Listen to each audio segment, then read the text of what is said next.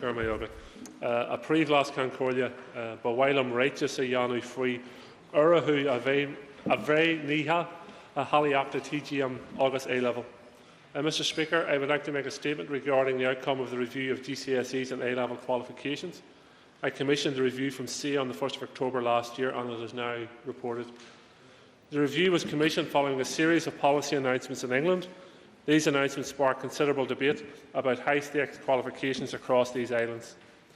The Secretary of State for Education in England is at liberty to determine what he feels is right for England. But when the brand is equally shared on a tripartite basis with the North of Ireland and Wales, he and his officials need to give due regard to implications for those jurisdictions. As I outlined last year, I do not believe there is anything fundamentally wrong with GCSEs and A-levels we currently have, and SEA's report confirms this. The report contains 49 recommendations and helpfully condenses into one vehicle a range of short-term, medium-term and long-term actions which will provide a way forward for our next generations of learners.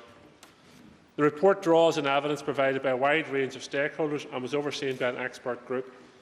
This group consisted of employers, teachers, FE and HE sectors and educational specialists from the south of Ireland and Scotland.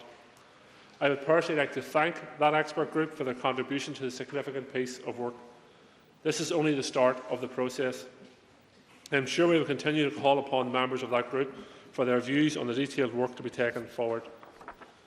The report helpfully builds upon the direction of travel that I have set in place here over the last 2 years, one that is based on engagement with as wide a range of stakeholders as possible, including the teaching profession. This involves listening to their views, challenging and testing those views, and using their expertise and experience to determine the most appropriate way forward for our learners and our economy. The recommendations include both GCSEs and A-levels should be retained in the short to medium term, with the revisions to reflect the needs of our education policy and the economy. This would allow the qualifications to be developed to support our curriculum and reflect the needs of employers and higher education. There is also a need for flexibility in GCSEs and A-level qualifications designed to meet individual subject requirements. The qualification system should meet the needs of as wide a range of learners as possible. It is important that study from 14 to 18 enables all our young people to develop wide skills that are of particular importance in further study and employment. I recognise that the teaching profession is wary of the implications of significant change, particularly in relation to high-stake qualifications. However, faced with the choice of either defining our own policy or following the Secretary of State for Education's proposed reforms in England, there was unanimous support for the former. We will lead our own path, determine our own future. This review makes recommendations about how GCSEs and A-levels might be taken forward, and also how the focus on improvements in literacy, numeracy and ICT skills could be supported by the qualification system. It is important that a qualification system provides opportunities for every young person to achieve his or her potential.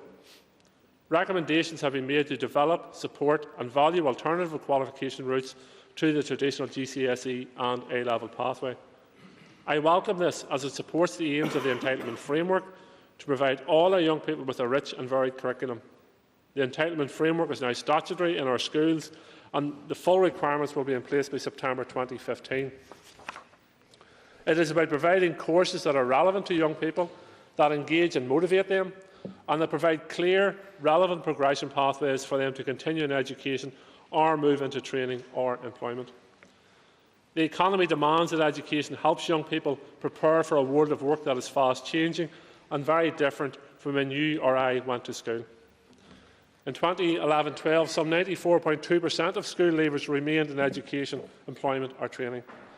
And we must continue to work to make sure that the labour market information informs career provision, informs choices, informs young people and their parents at the right time. Young people who see their time in education as relevant are more likely to stay motivated and engaged with their learning. The currency of qualification taken by learners in the north of Ireland must be ensured. Work must continue to provide young people here with qualifications that will take them wherever they wish to go. In the longer term, the sustainability of the qualification strategy will have to be considered, taking account of changes being made to the qualifications in England and Wales, and discussions on the use of qualifications brands names. The review draws together lessons from international best practice, and would like to see this work being built upon in the longer term to promote continuous improvements in our qualifications. We need to start developing that vision now for the qualification systems we want to see in 10 to 15 years' time. I am satisfied that this report reflects opinions about the need for short-term changes, as well as an imperative to take a longer-term view of the qualification system here.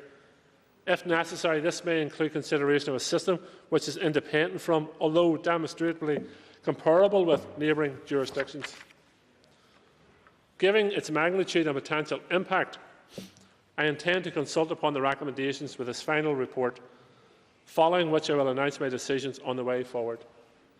But while I'm cloisteal or CTR Anna, or Goram na Munchiractia, or Vorda Governory, Ostri, or Hismahuri, August Yalti, or Rian Coram Falcha Riv Gakturum. I want to hear the views from MLAs, the teaching profession, boards of governors, employers, parents and pupils alike. All comments are welcome. This is an extremely important and thought-provoking piece of work. It confirms where we are now and what we should strive to be for in the future. It confirms where we are now and what we should strive for if we are to compete internationally with the best education provisions in the world. I want to assure the Assembly that it will continue to take decisions which are in the best interest of all our young people, decisions that will safeguard their future, decisions that build upon the positive aspects of our current education system, decisions that reach forward into the next quarter of the century to provide an international educational passport to success. I commend this review to the Assembly and encourage everyone to contribute to the consultation that will follow.